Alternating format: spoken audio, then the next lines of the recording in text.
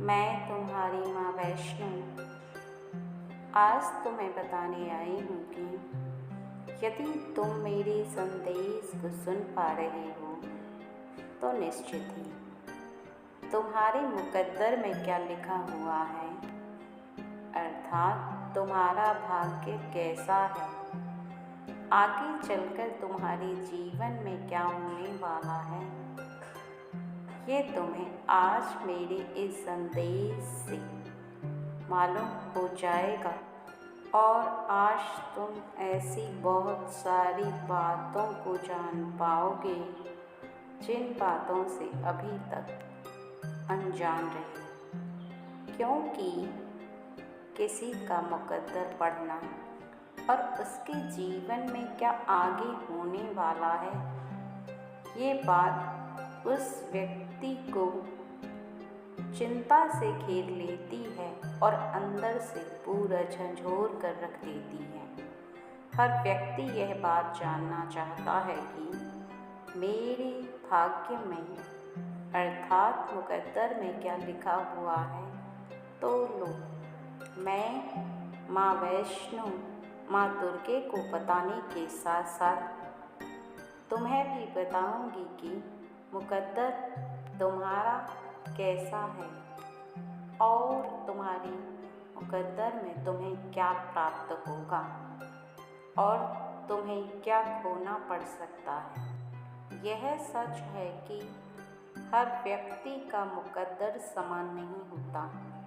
जिस प्रकार हाथ में 5 उंगलियां होने के पश्चात वह समान नहीं होती, उसी प्रकार भिन्न भिन्न प्रकार के व्यक्तियों का मुकद्दर भी भिन्न भिन्न प्रकार का होता है और सबका अपना अपना मुकद्दर वो खुद अपने हाथों से तैयार करते हैं, क्योंकि जब बच्चा जन्म लेता है तब वह कुछ और ही मुकद्दर लेकर आता है, लेकिन जैसे ही वह कुछ बड़ा होने के पश्चात अपने कर्मों को करना प्रारंभ कर देता है, उसका मुकद्दर बदलने लगता है, क्योंकि यह उसके कुछ ऐसे कार्यों पर भी निर्भर करता है जो वो समझदार होने के पश्चात करता भी है और कुछ कार्यों को अपनाता भी है। कुछ उसकी समझ और कुछ उसकी नासमझी की वजह से उसे बहुत कुछ खोना भी पड़ता है और उसकी समझदारी की वजह से वो बहुत कुछ प्राप्त भी कर पाता है। किसी के जीवन में जब उसका मुकद्दर जागता है तो उसके सभी बंद रास्ते खुलते चले जाते हैं और वही तुम्हारे जीवन में होने वाला है, क्योंकि आने वाला समय कुछ ऐसा है जिसमें तुम्हारे जो कार्य अभी तक रुके हुए थे वो शीघ्र ही बनना प्रारंभ हो जाएंगे। और वो कैसे होगा वो मैं तुम्हें विस्तार से बताऊंगी और समझाऊंगी। जीवन में कभी भी किसी भी व्यक्ति को एक बात कभी नहीं भूलनी चाहिए कि चाहे वह व्यक्ति गरीब हो या अमीर, चाहे कितना भी छोटा हो या कितना भी बड़ा, उसका आने वाला समय कैसा होगा ये केवल उसके कर्म और उसके भाग्य पर निर्भर करता है। लेकिन यदि कोई दूसरा व्यक्ति किसी के बारे में ऐसा सोचता है कि उसके जीवन में कुछ अच्छा नहीं होने वाला, उसकी जैसी दशा है वैसी रहने वाली है, तो यह किसी की सोच बहुत ही ज़्यादा गलत होती है, क्योंकि किसी का समय कब परिवर्तन होगा ये कोई नहीं बता सकता। केवल यह नियति पर निर्भर करता है और वह व्यक्ति कौन से कार्य कर रहा है और कौन सी शक्ति को अपनी ओर आकर्षित कर रहा है, यह इस पर निर्भर करता है। क्योंकि कई बार तुम ऐसे कार्य करना प्रारंभ कर देते हो जिसकी वजह से तुम लक्ष्मी को, विष्णु देव को अपनी ओर आकर्षित करना प्रारंभ कर देते हो। और जब जब लक्ष्मी और विष्णु तुम्हारी ओर पूर्ण रूप से आकर्षित होते हैं, उस समय विष्णु देव तुम्हारे बिगड़ते हुए कार्यों को संवार देते हैं और लक्ष्मी तुम्हें धन धान्य से परिपूर्ण बना देती है। तुम्हारे आने वाले जीवन में ना तो फिर तुम्हें कार्यों की बिगड़ने की चिंता रहती है और ना ही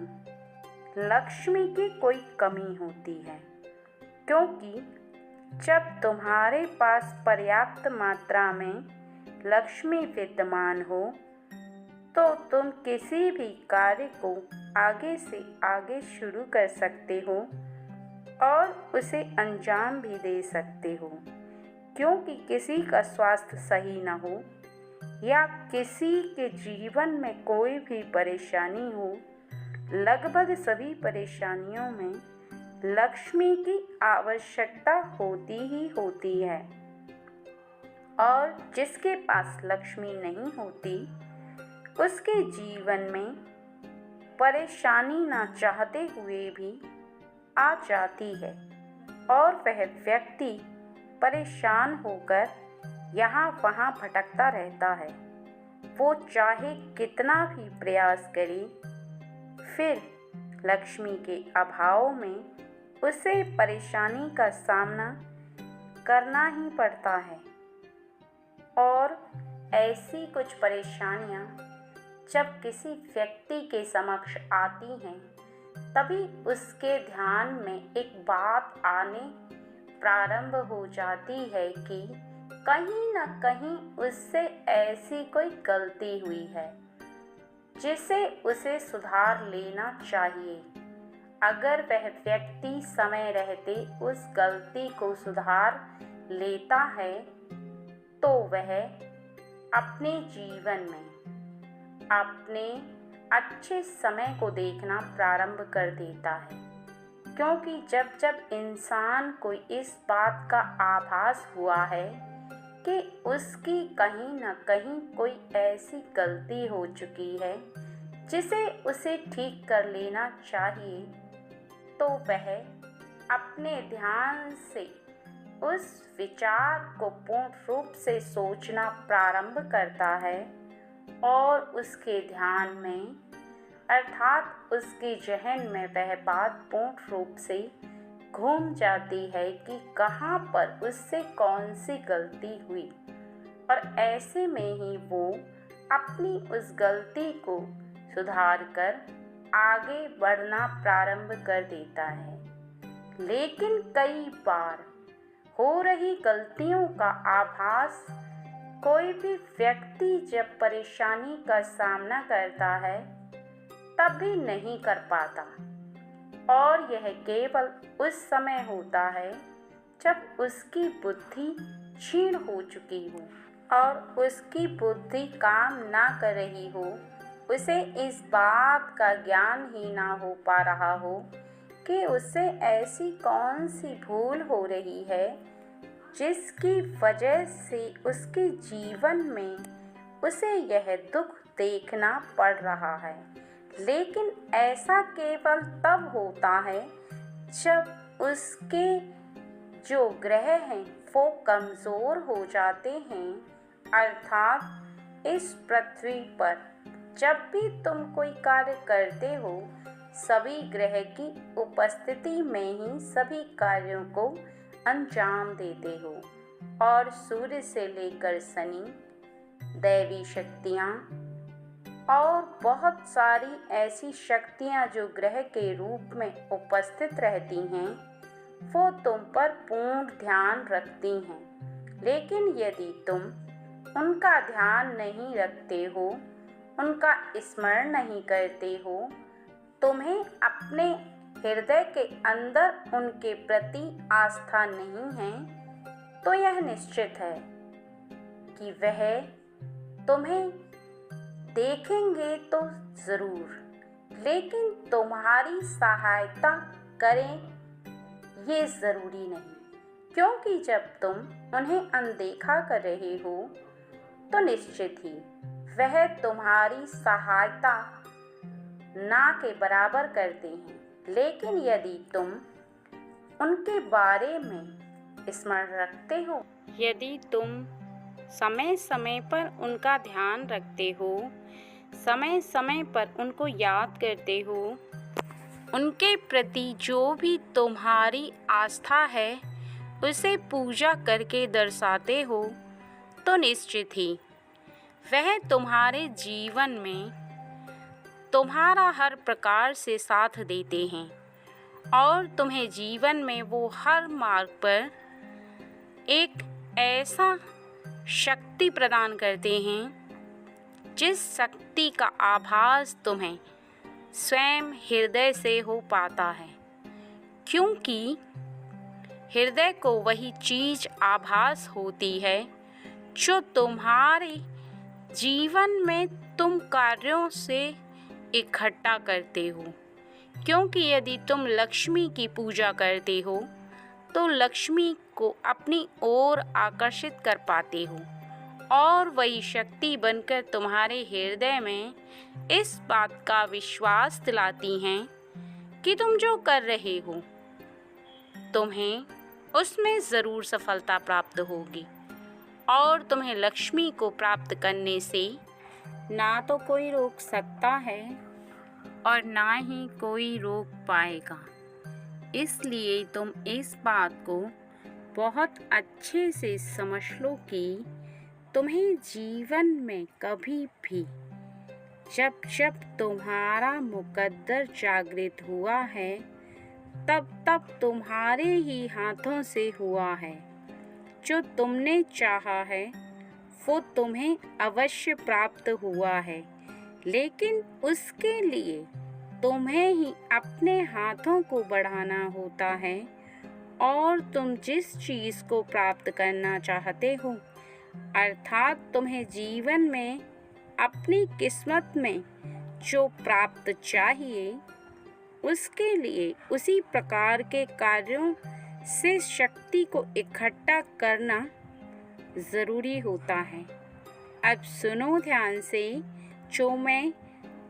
तुम्हारी माँ दुर्गे को बता रही थी वही बात आज मैं तुम्हें अभी बता रही हूँ। यदि जीवन में तुम्हारे कार्य बिगड़ रहे हैं तो तुम विष्णु देव को प्रसन्न रखो और उनकी पूजा आराधना करो। जब भी उनका दिन आए उस दिन तुम उन्हें प्रसन्न करने के लिए वो सभी कार्य करो जिससे कि वो प्रसन्न रहें और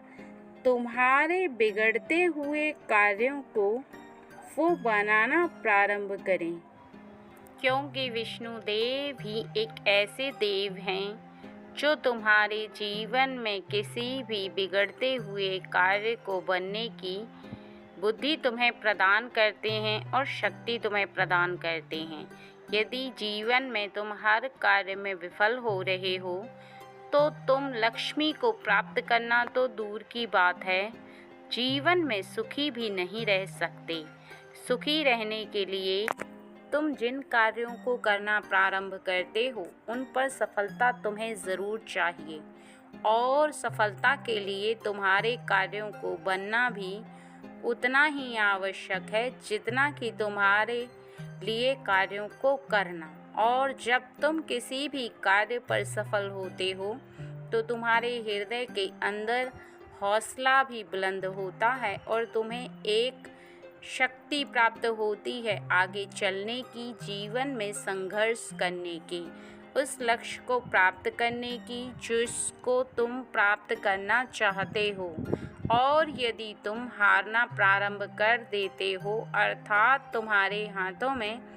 असफलता आती चली जाती है, तो तुम निश्चित ही और तुम जीवन में सबसे ज़्यादा हताश और हार मानना प्रारंभ कर देते हो, क्योंकि जीवन में कोई भी व्यक्ति जब हारना प्रारंभ कर देता है तो लगातार उसकी शक्ति क्षीण होती चली जाती है। वो जिस कार्य पर ध्यान लगाना चाहता है उस पर उसका ध्यान लग नहीं पाता, और वो जिस कार्य के बारे में बार बार सोचता है उस पर उसका मन बार बार यह कहना प्रारंभ कर देता है कि अब बस बहुत हुआ, तुम जितनी मेहनत कर रहे हो वो सब व्यर्थ हो रही है, तुम्हारा किया कराया सब व्यर्थ में जा रहा है, अब तो मेहनत करना छोड़ दो। क्योंकि लड़ाई का साहस हो या जीतने का साहस केवल तब मिलता है जब छोटी छोटी सफलताएं तुम्हें प्राप्त होती हैं, और वो केवल तुम्हें विष्णु देव के द्वारा ही मिलेंगी। इसलिए कभी भी गुरुवार का दिन तुम खाली जाने मत दो, और प्रातःकाल यदि तुम उनकी पूजा आराधना करते हो तो निश्चित ही कुछ समय के बाद तुम देखोगे कि तुम्हारे बनते जो कार्य अभी तक नहीं बने थे अब वो पूरे होने लगे हैं, और यह देखकर ही तुम्हें समझ में आएगा कि तुम बाजी जीत रहे हो, अर्थात तुम अब अपने मुकद्दर को जगा रहे हो, और उस मुकद्दर को जगाने से तुम्हारे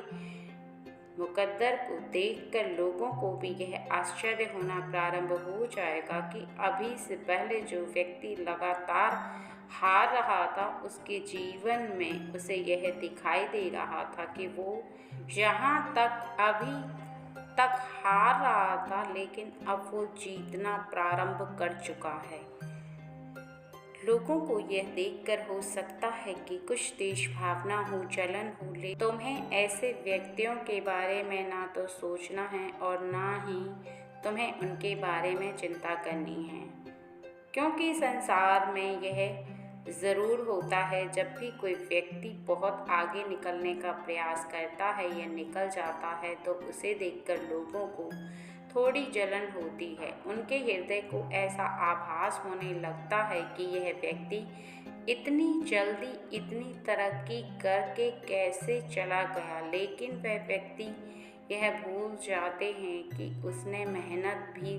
इतनी की है जो तुमने आज तक कभी किए ही नहीं, उसने वो कार्य किए हैं जो तुमने आज तक कभी किए नहीं। जिन जिन कार्यों को उसने किया है अगर तुमने भी उन कार्यों को किया होता तो आज तुम भी मुकद्दर के सिकंदर ज़रूर बनते। लेकिन मेरे बच्चे, एक बात का विशेष ध्यान रखना कि जीवन में केवल धन ही काफ़ी नहीं होता है, बल्कि तुम्हारे जीवन में सुख का अनुभव भी तुम्हें होना चाहिए। सुख और धन से आपस में कोई तालमेल नहीं है। सुख आता है तो ज़रूरी नहीं कि धन से आए। सुख तुम्हारे जीवन में केवल तुम्हारे मन के शांत रहने से तुम्हें प्राप्त होता है। यदि तुम खुश हो और जीवन में तुम्हें कोई भी चिंता नहीं है, किसी भी प्रकार से तुम चिंतित नहीं हो, आनंद पूर्वक अपने जीवन को गुजार रहे हो, तो निश्चित ही तुम सुखी हो। और यदि तुम्हारे पास बहुत सारा धन इकट्ठा कर चुके हो तुम, लेकिन फिर भी चिंताओं में डूबे हुए हो, तो वह धन किसी काम का नहीं होता। इसलिए अपने जीवन में सबसे बड़ा मुकद्दर उसी का है जो अपने जीवन को सुखी से गुजार रहा है। इसलिए तुम्हें जितना प्राप्त हो रहा है उतने में खुश रहना यदि तुम प्रारंभ कर देते हो तो तुम्हारा आगे के कार्यों पर मन भी लगेगा, और तुम इस बात को समझ लो कि तुम आगे के कार्यों को सही से कर भी पाओगे, क्योंकि ध्यान देना है तो कार्यों पर दो, मंजिल तो अपने आप ही तुम्हारे समक्ष आ जाएगी। और यदि तुम केवल मंजिल के बारे में सोचकर परेशान होते रहे, हताश होते रहे, उदास होकर बैठ गए और बार बार इस बात पर विचार करने लगे कि तुम्हें वह मंजिल क्यों प्राप्त नहीं हो रही, कब प्राप्त होगी, ऐसी बहुत सारी बातों से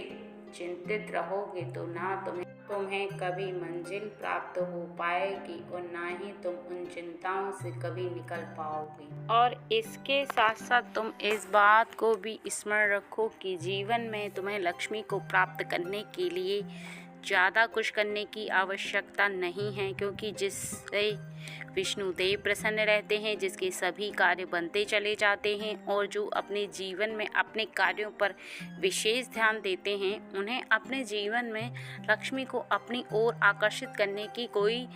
ज़्यादा आवश्यकता नहीं होती है, क्योंकि लक्ष्मी स्वयं ही उसके कर्मों को देखकर उसके निकट चली आती है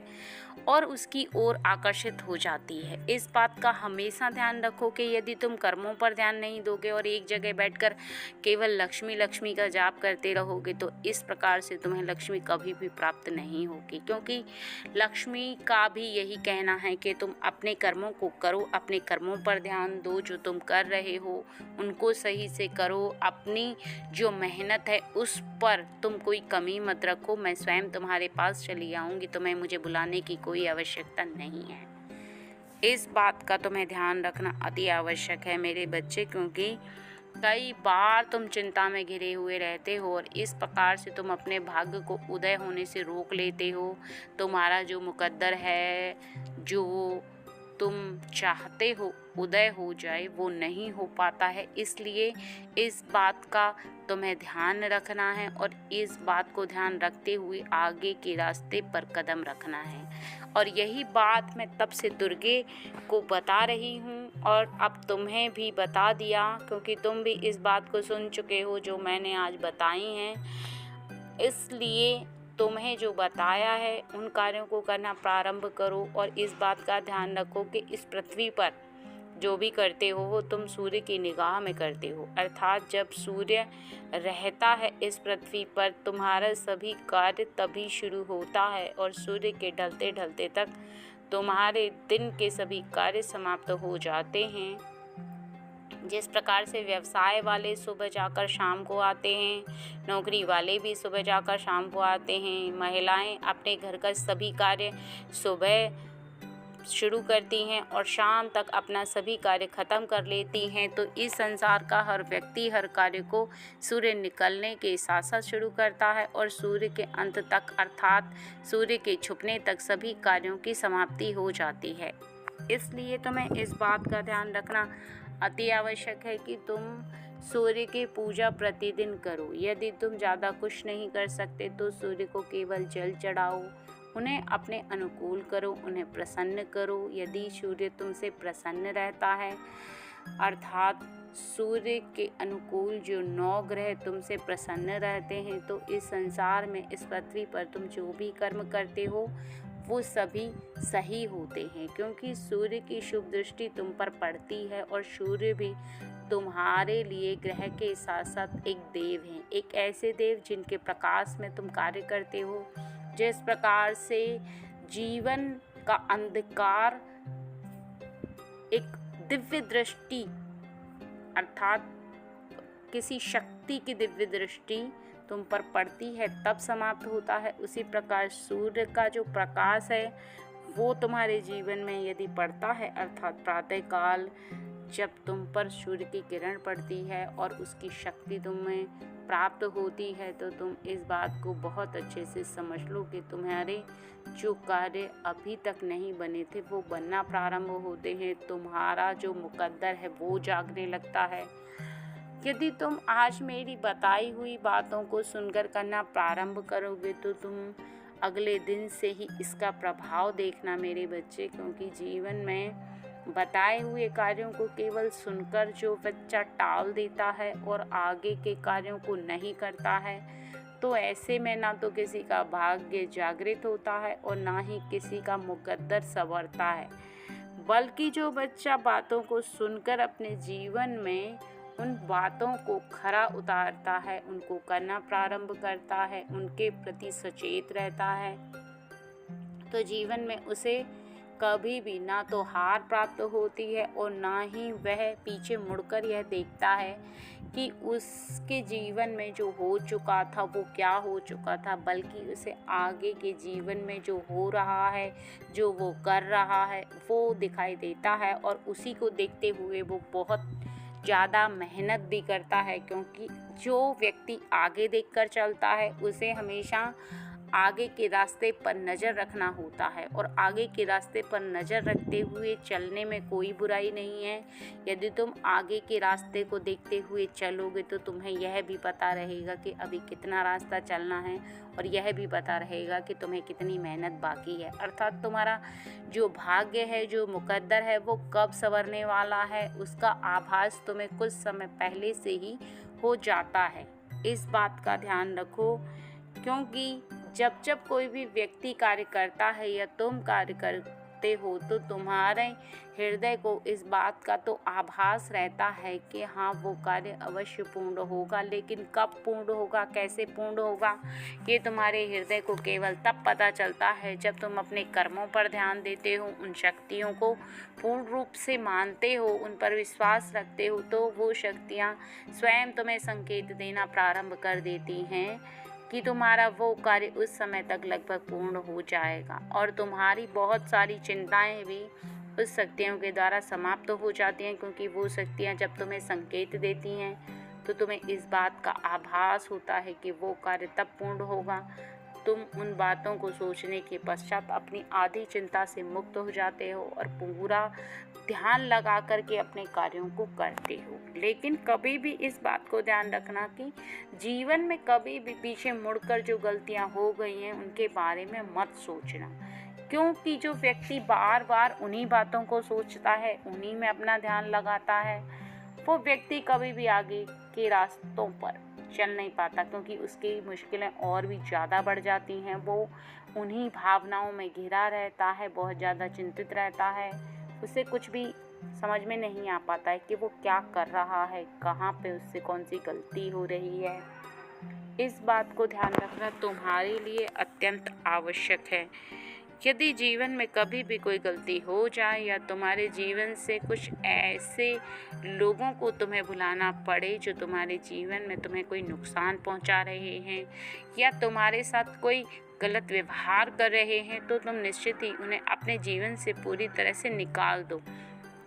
क्योंकि अपने जीवन में ऐसे लोगों को रखने से तुम्हारे जीवन में तुम्हें बहुत बड़ा खतरा है। क्योंकि ऐसे व्यक्ति उस गंदगी की तरह होते हैं जो केवल तुम्हारे कपड़ों के साथ साथ तुम्हारी आत्मा को भी मैला करने की ताकत रखते हैं। तुम करोगे कुछ और वो कहेंगे कुछ और ही। दूसरों से जाकर कोई गलत बात बोलेंगे तो वो भी तुम्हें बर्दाश्त नहीं होगी, और तुम्हारा ध्यान पूर्ण रूप से भटकता चला जाएगा। और ऐसे व्यक्तियों से तुम दूर रहना प्रारंभ करोगे तो निश्चित ही तुम खुश रह पाओगे, तुम्हारा ध्यान अपने कार्य पर लग पाएगा, और ऐसे लोगों के ऊपर तुम्हारा ध्यान बिल्कुल नहीं जाएगा जो लोग दूसरों के बारे में गलत भावना रखते हैं या गलत बात बोलते हैं, या उनके मन में कोई भी ऐसी गलत बात रहती है। तो तुम्हारा जो मन है वो एकदम साफ सुथरा और गंगा जल की तरह पवित्र होता है, तुम खुश रहते हो, तुम्हारा जो विश्वास है वो कभी नहीं टूटता है, और तुमको स्वयं भी पता रहता है कि मैं इस रास्ते पर चल रहा हूँ, ये रास्ता बिल्कुल सही है। और गलत व्यक्तियों के साथ रहने से वो व्यक्ति तुम्हारे रास्ते की रुकावट भी नहीं बनते हैं, क्योंकि कोई ऐसा व्यक्ति जो बार बार तुम्हें तुम्हारे रास्ते पर रोकता टोकता चले तो निश्चित ही तुम वहाँ तक पहुँचने में बहुत ही ज़्यादा कठिनाइयों का सामना करोगे। जहाँ तक तुम्हें पहुँचना है, जहाँ तक अर्थात तुम्हें जाना है, वहाँ तक तुम्हारा हृदय ऐसा आभास करने लगेगा कि पता नहीं तुम वहाँ तक पहुँच भी पाओगे या नहीं पहुँच पाओगे। तुम्हें ऐसा आभास होने लगता है कि शायद तुम वहाँ तक नहीं पहुँच सकते, इसने ऐसा कह दिया, उसने वैसा कह दिया। जितने प्रकार के लोग मिलेंगे उतने प्रकार की तुमसे बातें करेंगे, और वहीं से तुम्हारा मन भी टूटता चला जाएगा। तुम्हारे मन के अंदर बहुत सारी गलत भावना आएंगी, जिससे कि तुम आगे के मार्ग पर कठिनाइयों को बहुत ज़्यादा झेलोगे।